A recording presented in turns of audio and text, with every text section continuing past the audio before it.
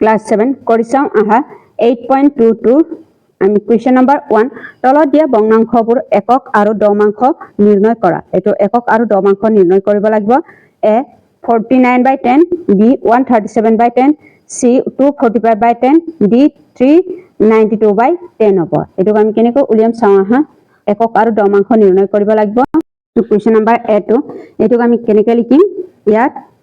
4 plus ইয়াত কি হ'ব 9/10 হ'ব 4 দুগুণ 40 40 লগত 9 টো প্লাস কৰিলে কিমান হ'ব 49 হ'ব ইয়াৰ এককটো কি হ'ব এককটো কিমান হ'ব এককটো 4 হ'ব তাৰ পিছত দশমাংশটো কিমান হ'ব দশমাংশ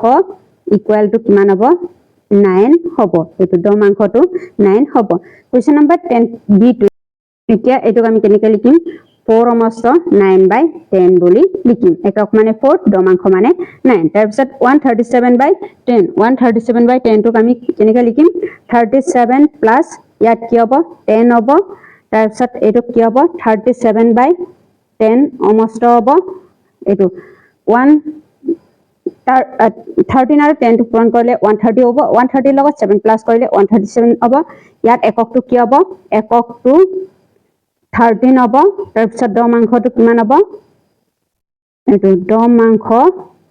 ইকুৱেল টু কিমান হ'ব দশমাংশ ইকুৱেল টু ইয়াত কি হয় 7 হয় এটো 7 হ'ব তাৰ পিছত এটোক আমি কেনেকৈ লিখিব পাৰো 224 প্লাস 5/10 হ'ব এই দুইটাটো পূৰণ কৰিলে 240 হ'ব 240 লগত 5 টো প্লাস কৰিলে 245 হ'ব এতিয়া 24 সমস্ত 5/10 হ'ব এককটো কি হয় একক ইকুৱেল টু 24 হ'ব তাৰ পিছত দশমাংশ ইকুৱেল টু কিমান হ'ব দশমাংশ ইকুৱেল টু ইয়াত কি হয় 5 হয় এটো দশমাংশ ইকুৱেল টু 5 হ'ব তাৰ পিছত ইয়াত কি হ'ব d2 392/10 হ'ব 392 টো আমি 39 প্লাস তলত 2/10 হ'ব ইকুৱেল টু ইয়াত কি হ'ব 39/2 সমস্ত 10 হ'ব এককটো কি হয় একক ইকুৱেল টু 39 হ'ব তাৰ পিছত দশমাংশ ইকুৱেল টু কিমান হ'ব দশমাংশ ইকুৱেল টু 2 হয় এটোৱে হ'ব এনসাৰটো কুৱেশ্যন নম্বৰ 2 ভগ্নাংশবোৰ যোগফল উলিওৱা কুৱেশ্যন নম্বৰ 2 টো a 2 সমস্ত 7/10 প্লাস ইয়াত কি হ'ব 8 সমস্ত 3/10 হ'ব এতিয়া এটোক আমি কেনেকৈ উলিয়াম এটো হ'ব 10 দুগুণ 20 20 ৰ লগত 2 প্লাস কৰিলে কিমান হ'ব 10 দুগুণ 20 প্লাস 7/10 হ'ব প্লাস 8 দুগুণ 80 ইয়াত কি হ'ব 80 প্লাস 3/10 তলত কি হ'ব 10 হ'ব এই দুইটাটো প্লাস কৰিলে 27/10 প্লাস ইয়াত কি হ'ব 83/10 তলত কি হ'ব 10 হ'ব এতিয়া আৰু 10 আৰু 10 ৰ লসাগুটো 10 এ হ'ব তাৰ পিছত 27 প্লাস 83 27 আৰু 83 টো প্লাস কৰিলে কিমান হ'ব 110 হ'ব তাৰ পিছত 10 আৰু 10 টো কেনসেল যাব তাৰ পিছত ইয়াত কি হ'ব 11 এ হ'ব এটোৱে হ'ব এনসাৰটো তাৰ পিছত b2 এটো হ'ব 6 সমস্ত 4/10 প্লাস 13 সমস্ত 2/10 b2 আমি কেনেকৈ কৰিব লাগিব 6 দুগুণ 60 60 প্লাস 4 তলত কি হ'ব 10 হ'ব প্লাস ইয়াত কি হ'ব এই দুইটাটো পূৰণ কৰিলে কিমান হ'ব 130 প্লাস 2 তলত কি হ'ব 10 হ'ব এই দুইটাটো প্লাস কৰিলে 64/10 প্লাস ইয়াত কি হ'ব 132/10 হ'ব তাৰ পিছত এটোক আমি 10 আৰু 10 ৰ লসাগুটো 10 এ হ'ব 64 আৰু 32 টো প্লাস কৰিলে কিমান হ'ব এটা 64 প্লাস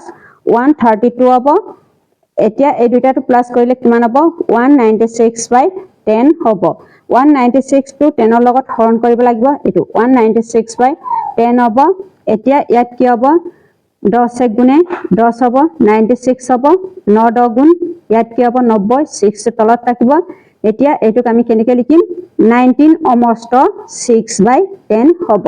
বা আমি এনেকৈ হৰণ কৰিলে কি হ'ব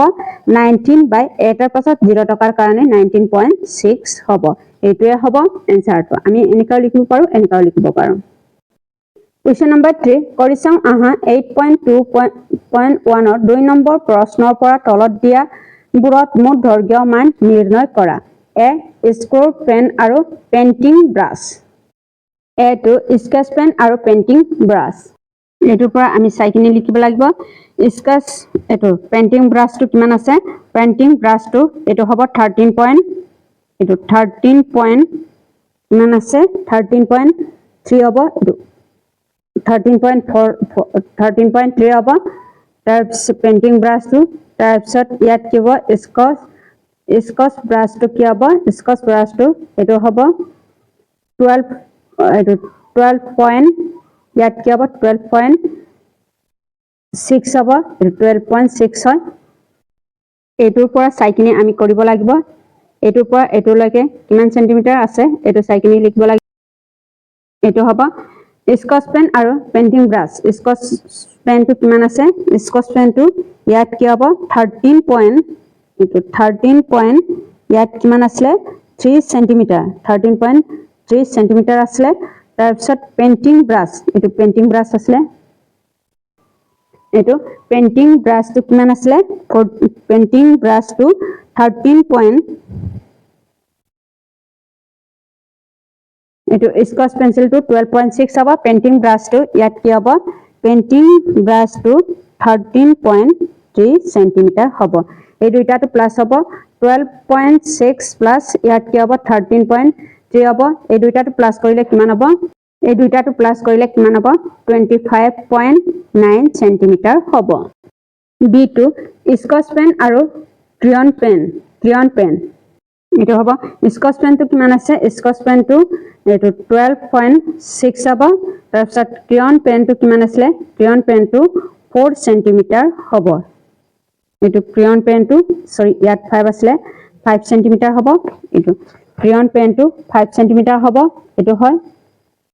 মোট দৈৰ্ঘ্যটো ইয়াত কি হ'ব 12.6 প্লাস ইয়াত কি হ'ব 5 হ'ব এই দুটাটো প্লাস কৰিলে কিমান এই দুটাটো প্লাস কৰিলে 17.6 হ'ব তাৰপিছত C2 স্কচ পেন আৰু মমবাতি স্কচ পেনটো কিমান আছে স্কচ পেনটো 12.6 হ'ব মমবাতিটো এতিয়া কি হ'ব কিমান আছে এটো মমবাতিটো এটো হ'ব 11.5 হ'ব মমবাতিটো 11.5 হ'ব মোট দৈৰ্ঘ্যটো এই দুটাটো প্লাস কৰিব লাগিব 12.6 প্লাস ইয়াত কি হ'ব 11.5 হ'ব প্লাস কৰিলে কিমান হ'ব প্লাস কৰিলে 24.1 হ'ব এটোৱে হ'ব আনসাৰটো D2 পেইন্টিং ব্ৰাছ আৰু ক্ৰেয়ন পেইন্টিং ব্ৰাছটো কিমান আছে পেইন্টিং ব্ৰাছটো 13.3 ক্ৰেয়নটো কিমান আছে ক্ৰেয়নটো 5 সেন্টিমিটাৰ হ'ব তাৰপিছত 13 আৰু 5 সেন্টিমিটাৰটো প্লাস কৰিলে কিমান হ'ব 18.3 সেন্টিমিটাৰ হ'ব তাৰপিছত পেইন্টিং ব্ৰাছ আৰু মমবাতি পেইন্টিং ব্ৰাছটো কিমান আছে 13. ইয়াত কি হ'ব 3 সেন্টিমিটাৰ হ'ব মমবাতিটো কিমান আছে মমবাতিটো 11.5 হ'ব মোট দৈৰ্ঘ্য এই দুইটাটো প্লাস কৰিব লাগিব 13.3 এটো 13.3 হ'ব প্লাস ইয়াত কি হ'ব প্লাস 11.5 হ'ব 11 এই দুইটাটো প্লাস কৰিলে কিমান হ'ব এই দুইটাটো প্লাস কৰিলে 24.8 সেন্টিমিটাৰ হ'ব 2 সেন্টিমিটাৰ হ'ব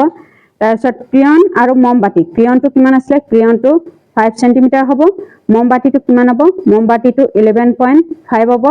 এই দুইটাটো প্লাস কৰিলে কিমান হ'ব 16.5 সেন্টিমিটাৰ হ'ব এটোৱে হ'ব অনুশীলনী 8.22 প্ৰশ্নৰ উত্তৰটো